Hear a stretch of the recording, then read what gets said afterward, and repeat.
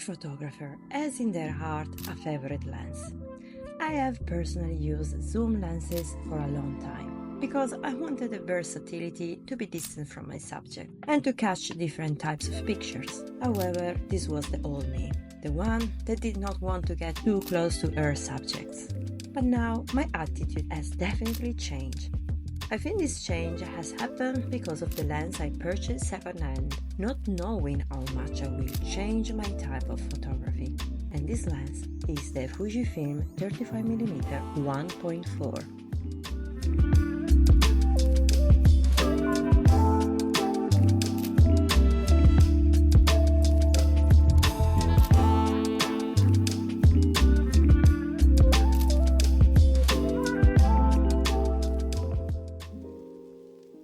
The 35mm focal length is often considered the Goldilocks of lenses, striking a perfect balance between the wide angle and telephoto.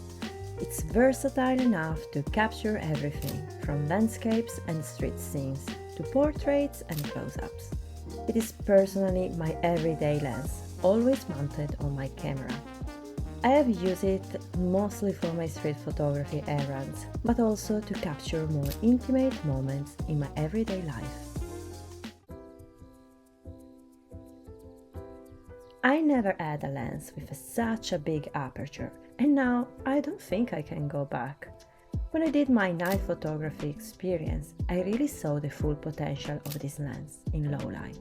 In the past, I normally struggle with low light, trying to figure out the perfect combination between ISO and aperture, ending with pictures too grainy. With this lens, the combination between all the settings is more easy to achieve, and the results really blow my mind. I found myself very experimenting with movement and long exposure, something that I really enjoyed, and I would like to explore more in the future.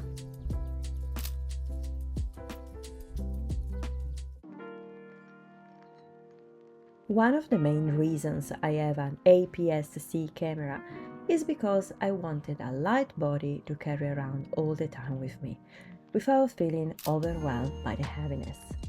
Of course, the lens takes parts in this equation, and the 35mm is good to have on a high-performance camera with an efficient lens that will not break your neck or wrist. This aspect could be considered silly. However, when you are out for more than 8 hours carrying stuff in your bag, after a few days you will definitely feel the heaviness of your gear. After my last trip to New York, I can confidently tell you that I've never felt overwhelmed or ready to leave my camera in the hotel. The wide aperture of the f1.4 not only helps in low light, but also enable beautiful background blur or bokeh in your images. The shallow depth of field allows you to isolate your subject from the background, creating a sense of depth and drawing attention to the focal point of your composition.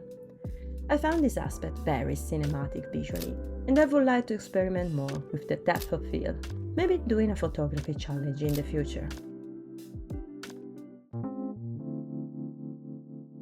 The Fujifilm 35mm f1.4 lenses boasts quick and accurate autofocus performance, allowing you to capture fast-moving subjects with ease. In the street photography world, this aspect is quite essential, and for my kind of attitude towards this genre of photography, it's perfect. I tend to not wait longer in the same spot to achieve the best shot, because I'm following the philosophy that the moment is now. You can catch it, or leave it, or let it go. It's the feeling I am living in the specific moment rather than patiently waiting. But I am also not very patient, so a fast autofocus helps. The 35mm focal length closely resembles the field of view of the human eye, resulting in images that feel natural and immersive. This makes it easier to compose shots intuitively, as the perspective closely mirrors our own perception of the world. The Fujifilm 35mm f1.4 lens used on an APS-C camera provides a field of view equivalent to around 50mm on a full-frame camera. On APS-C cameras, the sensor size is smaller compared to full-frame sensor, resulting in a narrower field of view. When you look through the viewfinder or at the LCD screen while using this lens, the scene appears familiar and true to life. Objects and subjects in the frame render in a way that feels natural and immersive, without any significant distortion or exaggeration. I think you can get how much I love and enjoy this lens. Do you have a favorite lens, and which one and why? Let me know in the comment section below. Consider liking and subscribing to this channel. This will really help me to share more content with you. Also, we're close to 1000 subscribers. That's a great result that I honestly did not imagine achieving. Shall I do something special to celebrate this goal? What would you like to see next? As always, thanks for watching, and I will see you all next Sunday. Ciao!